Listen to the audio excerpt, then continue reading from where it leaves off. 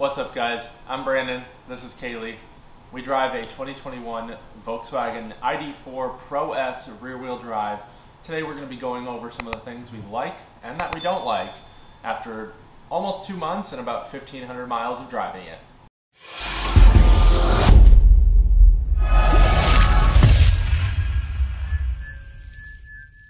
Let's take a moment and thank today's video sponsor, EV Wash. They make a line of more sustainable vehicle cleaning products for your EV or other car. Comes in this lovely carrying case, makes it easy to travel with. We're gonna be using their interior cleaner with UV protectant to wipe off the door of my ID.4 and get rid of some of the fingerprints on the notorious piano black. Just like that, wipes right off. They include a cloth with their wash kit. We do have a code down below for 30% off your first order, and it's pretty slick. All their products come in aluminum bottles. Thank you to EV Wash for sponsoring today's video. We're going to start with some of the things that we do like about the car, since overall our list of things we like is longer than the things that we don't like, and most of the things we don't like can actually just be improved with software, so that makes it a good opportunity for Volkswagen to kind of prove their ability to iterate with software like Tesla has over time. But our number one thing that we like about the car is overall ride quality, ride comfort, build quality. Volkswagen's been making cars for a very long time, and they definitely know how to screw a car together, paint a car, and give you a ride of a car that you want to be in and spend many hours in. I think for us, especially road tripping so much and coming out of a Porsche Boxster and a Model S and a Mini Cooper for me prior to that, like, ride quality was something we really needed that we haven't had in a while and we both wanted. Yeah, I mean, you've driven Mini Coopers, which are pretty sporty, not the best ride quality, like not bad, but definitely on the rougher side. I'm just glad I don't have to look out for potholes in the ID.4. Yeah. We're like too closely. Yeah, I mean, for those that don't know, I've owned cars like Honda S2000, I've owned Porsche Boxster, as you've seen. I've owned a lot of cars that I lowered. I had a BMW wagon. I'm used to having to dodge every pothole, every imperfection in the road. So it's a nice change of pace to have a car that I can just drive and not have to think about it. I still kind of slow down just out of habit for railroad tracks and stuff, but in the ID.4, I really don't have to because the ride is good enough and the quality is high enough and it has enough clearance that it's really not an issue. We really like the pano roof on our Pro S. The seats are super comfortable. With the Pro S, we do have the power seats as well as the lumbar massage. On paper, the lumbar massage seems like it would be something that is pretty mediocre, but I think in practice, it's actually quite nice. What do you think, Kaylee? Yeah, it's pretty nice. I mean, it's just one of those things that, like, you don't need it, but it's really nice to have, so. And it's something that I think a lot of other companies could implement pretty easily. Any car that has power lumbar adjustment, it should be able to do that just with some different programming. So I don't know why pretty much every car on the road doesn't have that, quite honestly. It's just one of those things that they really put a lot of thought into it. It has a power liftgate with kick sensor that actually works really well. Having a sunshade for the glass roof is really nice. More and more cars are coming out on the road with giant glass roof, which is really nice, but if you're parked in the sun all day, you don't necessarily want that giant glass roof. Even if it is rejecting a lot of heat, there's still some heat getting through, and I like the ability to just shut that shade. Well, it's nice that it's what am I trying? It's kind of like a screen. Well, it's like a pretty solid shade, whereas like in my Mini, like they're mesh, and that still lets in a lot of heat. So it's nice that it's a nice solid shade. That way, when you don't want like any heat coming in, like it's completely closed off essentially. Well, and it's power, so you just use a little control like right up by your lights, or you can actually use the ID voice commands, and you can say, "Hello, ID, shut the." That's helpful. Hello, ID, shut the sunshade. Wow. Maybe we're gonna not use that because apparently I can barely pronounce it. I think you can probably say close the sunshade. I think you can say it's too bright in here and it will get it. They probably realize it's too much of a tongue twister. Other things, visibility is really good. Backup camera is not my favorite, but it serves the purpose. I think the view is a little distorted. Yeah.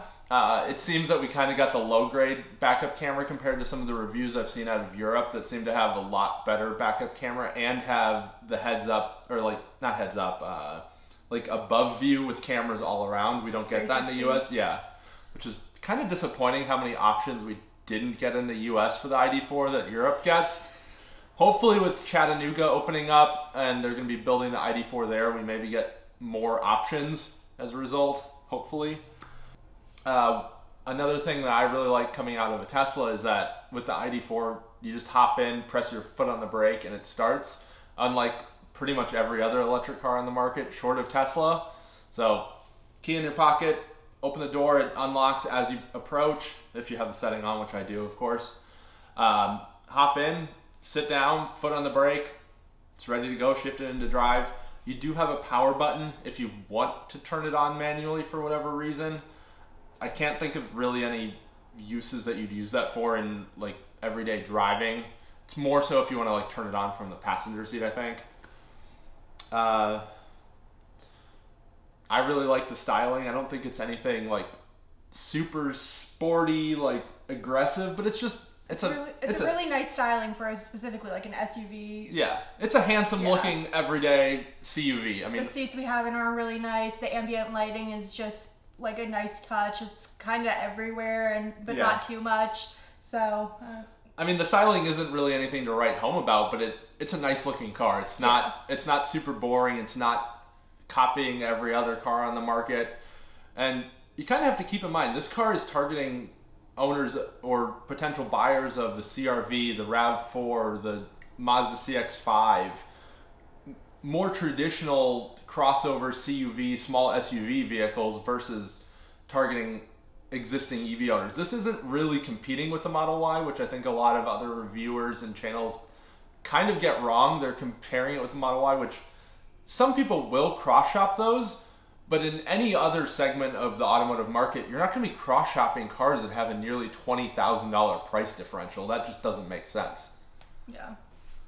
So this is the first car that I've spent a considerable amount of time with Carplay, and more specifically wireless Carplay. And I must say, coming out of a Tesla, I was pretty skeptical of Carplay and its benefits, because the last time I had really spent time with it was quite a few years ago when Carplay was kind of brand new, and it was pretty mediocre back then. But Apple and the car manufacturers have added a lot of features, and it actually works shockingly well. And it's pretty nice that I can just have my phone in my pocket. It pulls up right when I get in the car, and usually when I'm getting into the car, it takes me about 30 or 40 seconds before I'm actually going anyway, between hopping in the car, pulling it out of the garage, shutting the garage door, and by that time, CarPlay is fully ready to go. I can punch in my navigation, and I've actually come to like Apple Maps, which is very strange for anyone that's known me a while. I've kind of always bashed Apple Maps, but that's also something that's improved considerably in the past couple years and works really well on CarPlay. And actually, a little bit of an ID.4 pro tip. If you're using Android Auto, use Google Maps and it shows your turn navigation on your instrument cluster. And if you're using Apple CarPlay like we do, use Apple Maps and it will show your next turn on the cluster. It won't use the IQ light like the built-in navigation does, but I think that's kind of a gimmick anyway, so really no loss there. So would you prefer the Tesla or Apple CarPlay now? I think they both have a place. It would be nice to have the option of having like windowed CarPlay in a Tesla, just to have that option, even just to like run Spotify or run Waze or whatever as a secondary thing, kind of like how you can have on a Model S or X, you can have your backup camera in a window, at least on the older vertical screen Model S and X. It'd be nice to have a similar setup to that on a Tesla, just to have more options. No one's ever complained about having more options. Yeah. Even if 50% of people use it, someone's getting benefit out of it. Well, especially like for me, when I went into my Model S, I was coming from CarPlay essentially. Yeah. And so I missed CarPlay when I had, and no matter how long I drove that car for 6 months, and I always like, there was still like a place that was like, I wish this had CarPlay, but like even that small window would be super helpful. Well, and for me, I often had Waze running on my phone or my second phone or something with the Tesla, so it'd be nice to have just a window option of that. Moving on to what Volkswagen calls IQ Drive, which is kind of their driver assistance suite, also known as Travel Assist, which is essentially their version of autopilot to an extent. I would say for side roads, it's maybe not quite as good as autopilot, but for interstate driving, it's probably 85 to 90% of the way to being equivalent to like base autopilot or AP1. It does really well. I wish it had a little bit better communication of when it's active, when it needs you to take over, when it's no longer active. So essentially, to activate Travel Assist, you press the button on the steering wheel, and then it just is on. There's no like audible confirmation. It does tell you on the screen with green lines, but that's not super obvious unless you know what you're looking for. Yeah, and when it needs help, it's not very good at communicating that. I mean, it really just vibrates the steering wheel. Yeah. Which just like, to me isn't enough to be like, hey, you might crash. Yeah. Yeah, like, the first time that you had any issues with it, he was halfway in the other lane before he was like, he was distracted by the buildings. We were going through downtown or uptown Charlotte. And he was distracted by the buildings, and I'm like, hey Brandon, we're like halfway into the other lane. And I'm used to autopilot where if it can't handle it, it freaks out and makes it very obvious to you. So luckily it was fine, but it could have very easily not been fine. Yeah, it just wasn't enough. The simple vibration, especially like the first few times you were driving it, just wasn't enough to be like, I need help. Yeah. But adding on to that, it does have a capacitive steering wheel, which means it actually uses the electricity or the electrical conductivity of your hands to sense when your hand is there, versus on a Tesla or a lot of other cars, it's torque sensing. So it actually needs a little bit of resistance on the steering wheel. So it's nice to be able to rest your hand pretty easily on the steering wheel and still have it recognize that your hand is there. Kaylee can probably speak to that a little bit more, since she has a tendency to hold the wheel a little bit lighter than I do in general. Yeah, I mean, I just have smaller hands. Like, I'm just overall small, and I just barely touch the wheel. Like, I mean, I'm ready to take over if I need to, but yeah, I mean, I always had issues in the Tesla, so it's nice that that's a bit better in the ID.4, because I feel like, I mean, it felt like with me, like, just like clenching my hand on the Tesla wheel, like, I felt like I had to do it so hard, it almost felt like a little workout for my hands. Or you had to do the little autopilot jiggle, or you'd end up in autopilot jail because you're paying attention to the road versus just what the screen is versus what the screen is saying, which is defeating the entire purpose of the nags. Yeah. A huge benefit of the ID.4 for us, and maybe for apartment dwellers or other people that might road trip a lot, is that Volkswagen partnered with Electrify America for 3 years of free unlimited DC fast charging, which is pretty unheard of. On Electrify America. Yeah, on Electrify America. I mean, I think that was clear with the partnered with Electrify America. I guess. Just so you're clear, it's not everywhere. Yeah. Every fast charger. But if you're on a road trip, you're probably going to be using Electrify America most of the time anyway. Yeah. We have an EVGO membership as well, just for kind of the around the city charging, because it does essentially buy down the rates. But Electrify America, 3 years of unlimited DC fast charging is a really great promo in my opinion. Really gives you a lot of kind of confidence that you can road trip this car and not worry about the costs.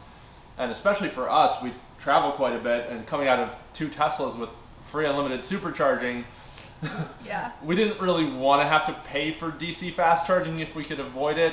Well, and it also helps if you're going back to the fact that they're trying to transfer a lot of people into EVs. If you don't necessarily have a good home charging setup yet, and it might take you a little bit to get that installed, you can go ahead and you can just fast charge it a couple times a week if you need to. I mean, the range is enough that if you're just doing like normal day-to-day stuff, you can probably get 3 or 4 days without charging if you're just going to Electrify America for the first couple of weeks if you need to well, I mean, even for me, installed or set up. I've gone almost a week and a half without charging the car at all at this point, and I'm at like 20% charge.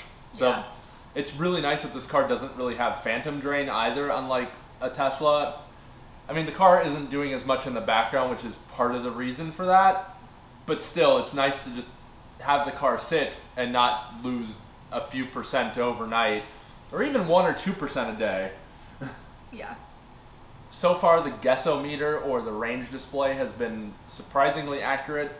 I know I've talked many times in the past that I think percentage view is superior, at least on Teslas, for displaying your range. But I must say, I've had a little bit of a change of heart. I actually like having the range display with a usage-based guessometer of sorts. And on the ID.4, it seems to be surprisingly accurate.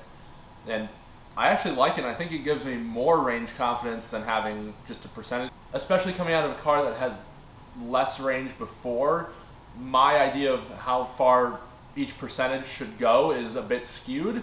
So now going into a car with more range, having that range display I think is a lot more reassuring of sorts.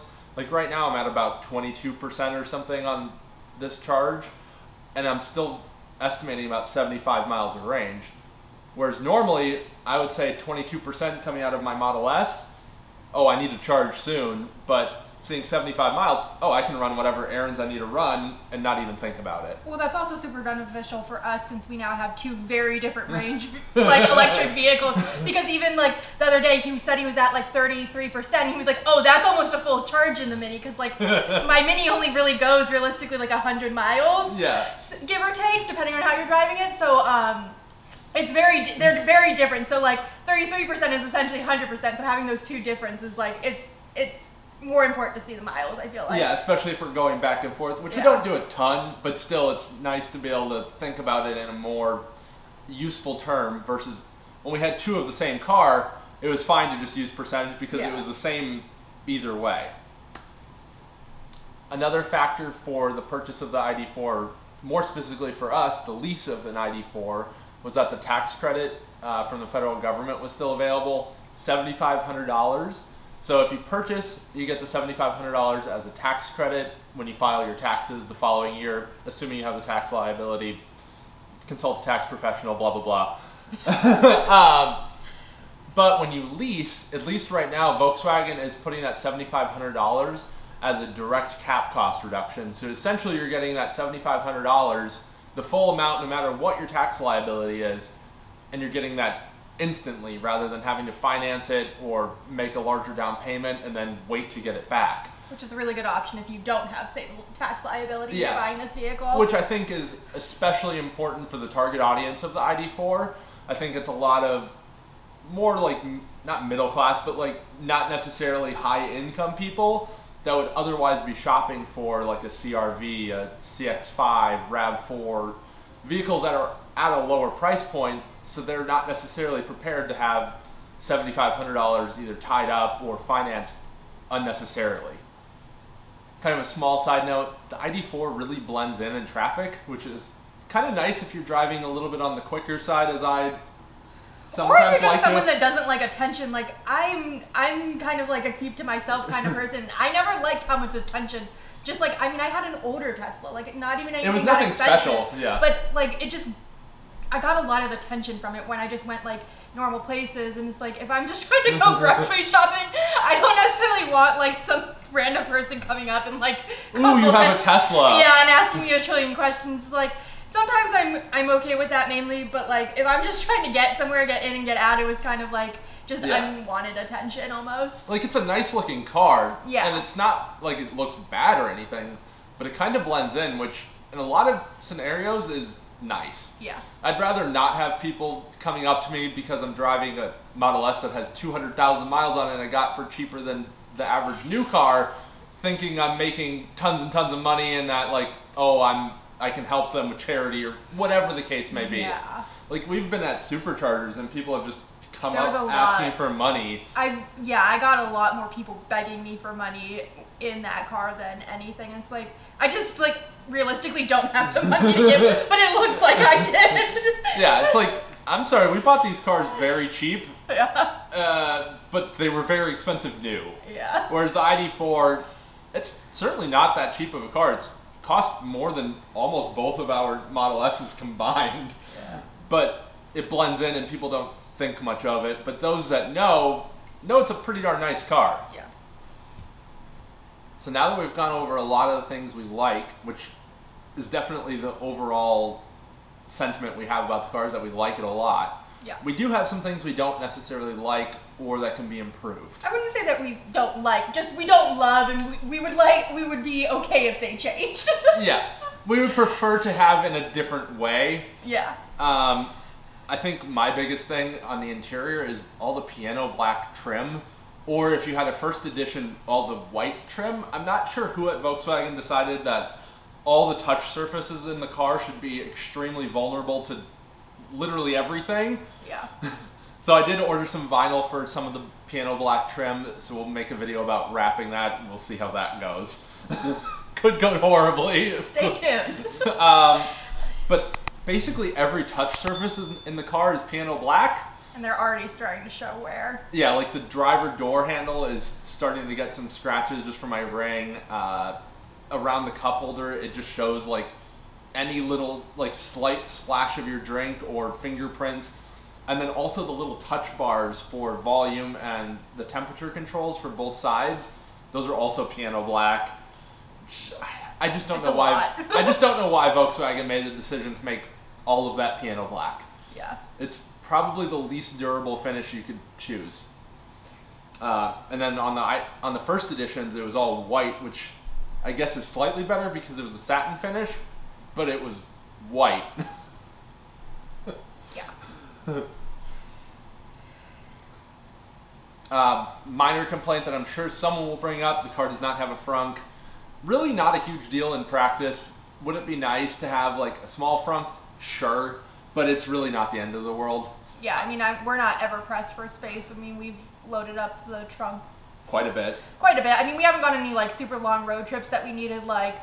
I mean, we don't pack heavy regardless, but yeah, we don't feel like we're missing out on space in any way. I just like a frunk in general for like keeping the charging cords, but it's really not the end of the world. Yeah. I do think on the note of charging cords, the charging cable that they include with the car is almost borderline insulting to buyers. It's a 10 amp, 120 volt EVSE. And I just don't know why they would include such a mediocre charging cable with the car when they could include something so much better. Luckily, I still have all my Tesla charging cables, so I carry a Gen 2 Tesla Universal Mobile Connector with me, and then I have the Tesla to J1772 adapter. But I think that's something that can really be improved across every OEM, essentially, is to kind of get on Tesla's level with having such a versatile included charging cable, so that way someone doesn't have to immediately spend 4 or 5. See, I almost disagree, because as we start buying more EVs, like we already have 4+ charging cables and we use 2 at most. Yeah. So it's like, as people buy more EVs, I think that if you want a cord, you need to buy one. Or like they have them like when you purchase them as options, like different ones for what you need for your place. But it's like, I mean, if I purchased another EV right now, I don't want another cord. We already have too many. So it's like. But typically you keep those cords with the car if you sell it. So the only reason we have extra cables is because I had bought an extra mobile connector and then I ended up with another mobile connector when I had the Tesla. But both of our Teslas, we included a charging kit with them. Yeah, I guess. I don't know. So I do see your perspective that a lot of people are going to just have their wall-mounted EVSE in their garage. What works for one person is not going to work for another. That's more my point. It's like, you can include like this, but that might not be what someone else is using. But I guess like if you're going to keep it in the car for emergency purposes, it makes sense. I don't know. I just think there's like better, I don't know. I feel like there needs to be a better overall situation for. Well, I can't imagine the overall cost is much different on the OEM side to include a charger that's capable of like 32, even 24 amps, 240 volt, but just include by default a standard NEMA 515 standard wall outlet plug on it, just like Tesla does, where they give you the basics, but then they sell a bunch of adapters that are pretty high profit margin for them, so that way you can adapt it to whatever situation you have. So if you already have a 240 volt plug in your garage, which I would say the majority don't, but enough people do that it's nice to have it as an option. And then I have kind of a nitpicky thing. You can't get a factory tow hitch for the ID.4 Pro or the Pro S, even after sale. Like, it's not even in the parts catalog. So I did order a draw-tight aftermarket 2-inch trailer hitch that I'm going to be installing shortly, so keep an eye out for that video as well. But I just think it's silly that they offered it on the first edition as standard. They're offering it on the all-wheel drive as, I believe, standard or at least optional, but you can't get it for the Pro or the Pro S. Even just for a bike rack, I just don't understand. It just seems like such a silly omission for a very practical kind of mom-dad mobile of sorts. That you might be hauling bikes, a cargo carrier, a little trailer occasionally. It's just nice to at least have the option.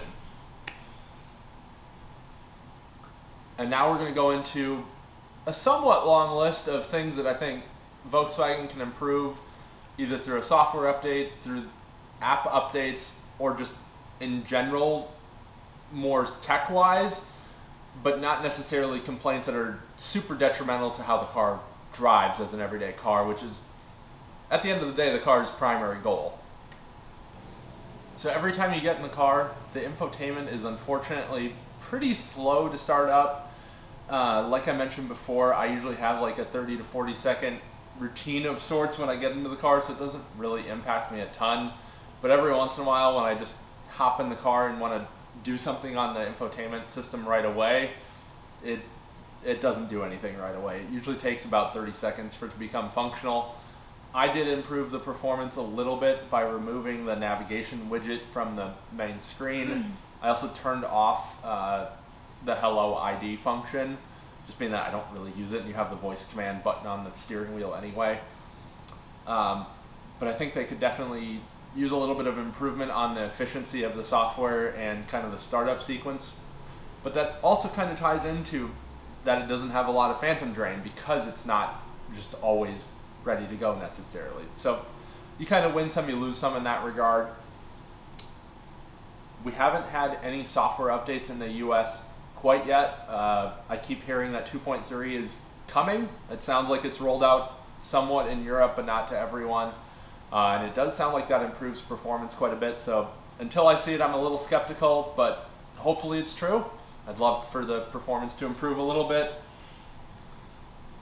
The Carnet app for the ID.4, which is the phone app for Android and iPhone.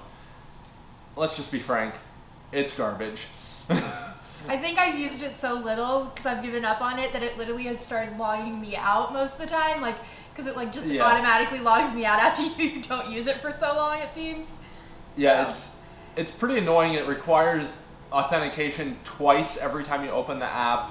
Luckily on my phone, since I have an iPhone with Face ID, it's just 2 times a Face ID, so it's not the end of the world, but it's a little unnecessary for just viewing my charge status and turning on the climate. You can't actually do anything with the ID.4 on the Carnet app that I would consider needing any amount of security, quite frankly. Coming out of a Tesla with probably one of the best mobile apps on the market, it was a bit of an adjustment. So the Carnet app, all it does is it lets you view your charge status. It will tell you how much time you have remaining on your current charge, but it doesn't show you voltage, amperage, total power, anything like that. You can only set your charge limit in 10% increments, which that's fine. And for climate control, you can simply turn it on. You can set a temperature, but it's very, very slow to do so. Usually takes probably 30 seconds for that to transmit to the car and actually take effect. It doesn't let you view the inside cabin temperature, which also not a huge deal, but would be nice. I know the data's there. And quite frankly, my biggest annoyance is that it doesn't turn on the climate with full power when you turn on the climate from the app. And usually if I'm trying to precondition the car, it's been sitting in the sun for a while, or with winter coming up, it will have been sitting outside in the cold for a while. And I wanted to get to my desired temperature as quick as possible. And with it being limited power, that just doesn't happen. I'm still getting into a hot car, which I realize, very first world problem. But I can't take you seriously. But coming out of a Tesla, I'm used to the climate just being on full blast when I get into the car and never getting into a car that's too hot or too cold. I realize how ridiculous that sounds, but there's no reason they can't improve it. It's more so that there's no reason they can't. It's just funny because, like, as someone that barely uses the apps for the cars, I'm just like, what? So clearly it doesn't affect everyone in the same way, but I really like having a good phone app, and actually the Mini Cooper has a much better app than the ID.4 does, which is surprising. The ID.4 app, you can't even lock or unlock or see the lock status of the car, which I feel like is such a basic function of a car app. And the worst part is that the Carnet app for other Volkswagen models does all these things. That's the craziest part to me, is that on their most advanced kind of techie car, it has the least amount of functionality. And as we start to wrap up this video, I do want to mention a few things that I think Volkswagen should add in future software updates. I wish it had auto hold, so when you come to a complete stop, it holds the car in place rather than continuing on. I've actually come to like that it creeps forward as its kind of default setting, but I wish it would hold and then you just tap the accelerator a little bit to keep going. Yeah, it'd be really nice if it was an option that you could just change in settings too, because depending on what you're coming out of, you might be more comfortable holding the brake yourself, or you might be more comfortable, because you're coming out of the Tesla, you'd prefer for it to hold. So it'd be nice if it was just something you could change in the settings based on your needs. It'd be nice to be able to turn off the creep function too. The reason creep even exists on most cars is because torque converters do that as just a natural phenomenon in the powertrain, but electric cars don't need to do that. It's just a software thing. The car does have unlock on approach.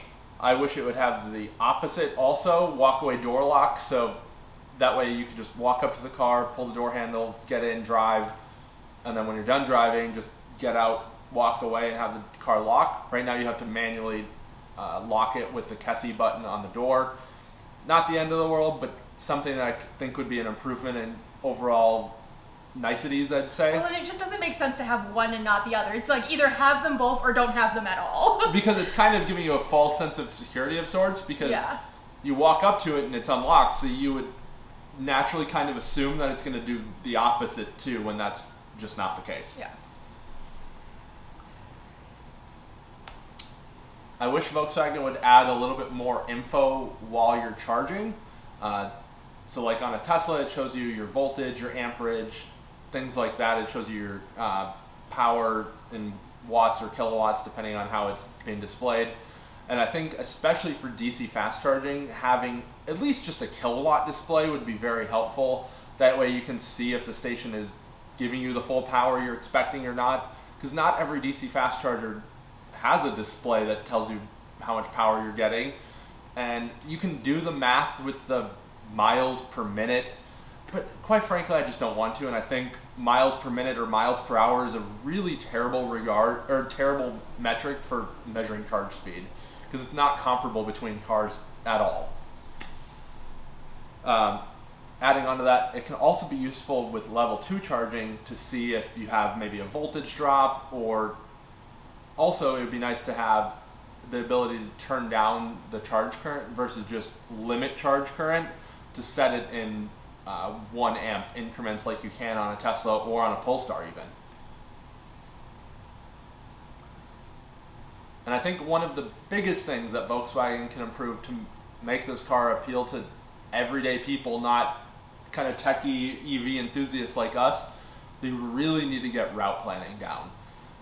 This is not a car I could hand to my mom, my dad, Kaylee's family, whatever, and tell them to hop in, punch in their destination, and it will get them there like you can a Tesla. I could give a Tesla to just about anyone, give them a 5-minute orientation, and they could drive across the country, probably with no issues.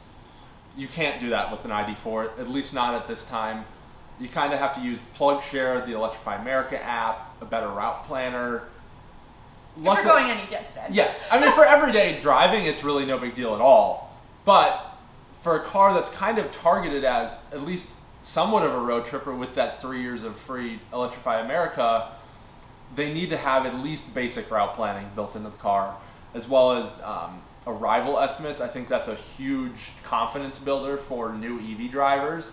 Because right now, if it displays 270 miles when you get in at 100%, and you're driving 250 miles, you would by default assume you're going to get there with 20 miles remaining, but that's probably not going to be the case because that range estimate is based on your past driving, not your anticipated driving.